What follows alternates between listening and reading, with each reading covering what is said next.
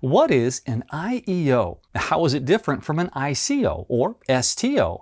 And what do all of these confusing acronyms mean? Is it just another fad, or should I really pay attention to it? Well, stick around. In this episode of Crypto Whiteboard Tuesday, we'll answer these questions and more.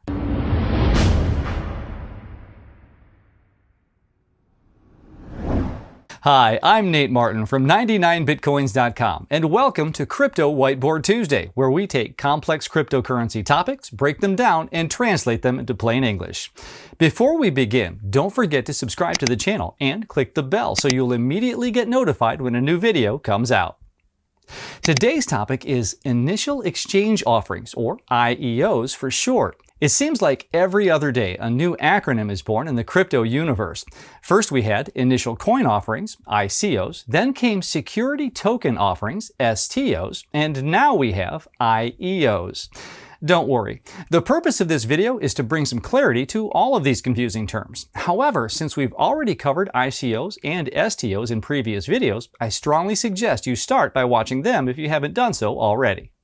ICOs, STOs, and IEOs all have the same purpose. They're all ways companies can use to raise funds for their projects. ICOs were the first to come about. With an ICO, the company raises funds by selling tokens directly to investors at a discount. These tokens can either have some sort of utility in the company's project or represent an actual tradable asset like a share in the company. ICOs are the Wild West of fundraising. They have no oversight, no regulation, and in some cases are complete scams. There are no rules for an ICO. As long as you manage to get investors on board, you're good to go. However, the lack of oversight caught the attention of quite a few regulatory agencies, causing them to crack down on many companies who conducted ICOs. This in turn gave rise to the STO. You can think of an STO as a regulated ICO.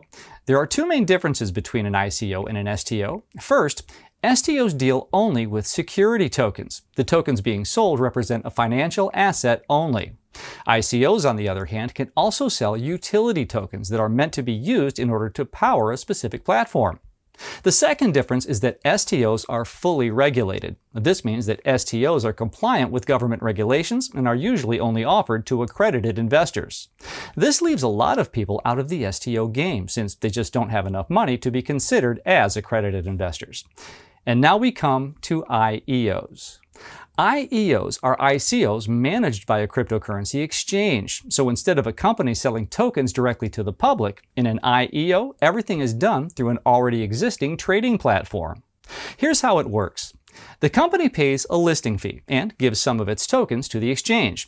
In return, the exchange takes on the responsibility of making the IEO succeed by taking care of the various aspects such as marketing, securing funds, and vetting investors. The exchange then lists the IEO on its website and the token sale is conducted through the exchange. Once the IEO timeframe ends, the tokens are immediately listed on the exchange for trading. Here are some additional things you should know about IEOs. Unlike ICOs, IEOs usually aim to raise a moderate amount of money, so you probably won't be seeing any $150 million IEOs. Also, IEOs are usually classified as utility token offerings. However, due to the ambiguous nature of this classification, most IEOs will probably not be available in the US as exchanges fear regulatory clampdown by the Securities and Exchange Commission. Companies can conduct both an ICO and an IEO, and many do. Sometimes a company may conduct a private ICO for strategic partners and high net worth individuals. Later on, the token sale will move to an IEO for the general public. Now, let's take a look at what advantages an IEO has over an ICO or STO. The first and most important advantage is increased trust. Investors rely on the exchange to vet potential IEO projects, and since the exchange's reputation is on the line, it has an incentive to do extensive due diligence on each project that wishes to be listed. This means the chance for dubious projects or outright scams is reduced dramatically. Second, IEOs are open to everyone who isn't restricted from using the exchange.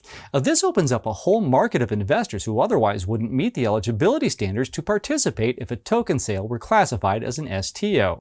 Another major advantage is security. In the past, ICO funds were lost due to hacks or theft. With an IEO, the exchange deals with securing investor funds instead of an inexperienced startup. Additionally, the company selling the token doesn't need to worry about regulation. The exchange is responsible for vetting its own users and conducting KYC processes. Probably one of the biggest advantages of an IEO is token liquidity. Once the IEO ends, people can start trading its tokens instantly on the exchange. This eliminates what sometimes happens with ICOs, where you can't find a marketplace to trade your newly received tokens.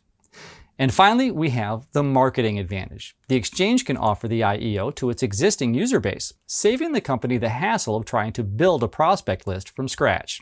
IEOs are aimed to be a win-win-win situation for exchanges, investors, and companies seeking funds. With an IEO, each party can focus on what's necessary to reach its particular objectives. The exchange deals with funds and regulation, the company can focus on building its product, and investors can feel safer knowing that a reasonable amount of due diligence was done for each project. However, IEOs also have some downsides, mainly for the companies issuing the tokens. First, conducting an IEO costs money, and in some cases, quite a bit of it. Sure, you can say this premium is an investment for the marketing, security, and regulation efforts you get from an IEO, but in the end, not all companies can afford this. Second, an IEO is limited to exchange users, meaning if the exchange isn't available in a specific country, those people are automatically excluded from the IEO. As IEOs become more popular, exchanges have started to set up dedicated platforms for them. For example, the Binance Launchpad is a platform dedicated to conducting IEOs on the popular cryptocurrency exchange Binance.